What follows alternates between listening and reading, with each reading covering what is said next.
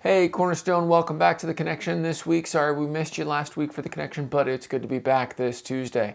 As you have seen or will see in the newsletter that's coming out, there are some things that we're doing to get ready for Josh to come. And basically, it comes down to this. We're trying to feed them, and we're trying to unload their stuff. So Nick Salmi is doing some stuff with the unload, and we talked about this past Sunday that we're going to be bringing some of our favorite snacks for them to help stock their pantry.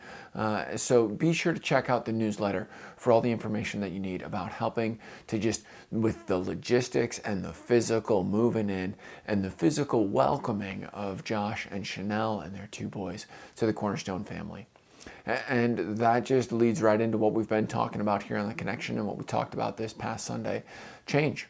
The change that is coming. And we talked a little bit about, but most of it honestly ended up on the cutting room floor, so to speak, of our sermon this last Sunday. But we talked some about change and transition.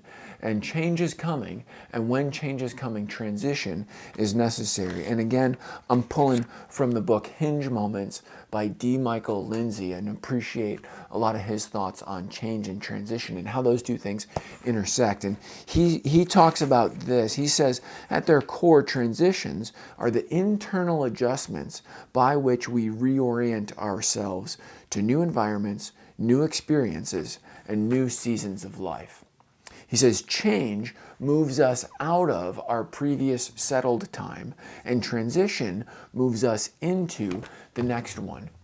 And basically what he's saying and what we need to recognize is that change will happen.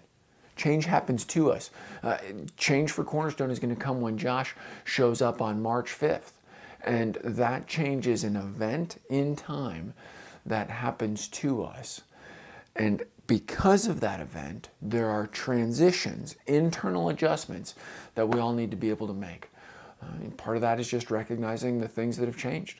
On March 5th, there'll be a loss of old leadership. Myself, as the interim, I'll be moving away from any engagement in Cornerstone, and also recognizing that as Josh comes, that really closes the chapter of Pastor Jeremy's leadership that Cornerstone enjoyed for a number of years. That's also a loss of the time of transition that Cornerstone has been in. Cornerstone has been in an in-between time. And when Josh shows up, that season will begin to go away. Cornerstone has been in a holding pattern. When Josh shows up, that season will begin to go away. Those are things that are losses. Those are changes that will happen. So let's talk for a second about some of the transitions that you'll need to make, then you'll be able to make. Basically, I would boil it down to this: the opportunity to accept Josh and the opportunity to appreciate Josh, and the chance to allow him to both accept and appreciate you as Cornerstone.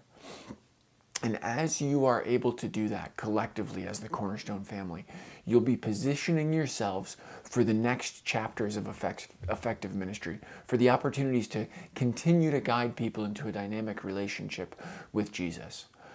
Now, let's talk just for a second about how to do that, how to accept and appreciate Josh. Remember that you're all adjusting. And in times of adjustment, it can be easy to assume the worst, but instead assume the best. Don't jump to conclusions. Forgive and ask for forgiveness.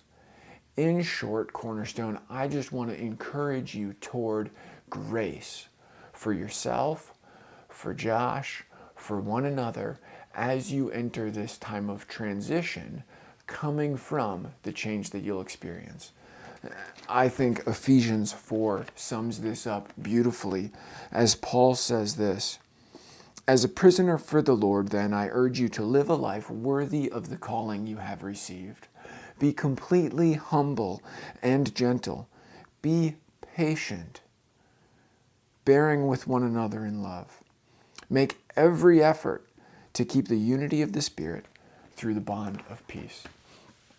Cornerstone, as you all do that together in the months to come, I have every confidence that the change that God is bringing and the transitions that He is working will come together for His glory and your good as the church family that is Cornerstone. Thanks for joining us this week on The Connection. I'll look forward to seeing you Sunday, and I'll look forward to seeing you next week right back here.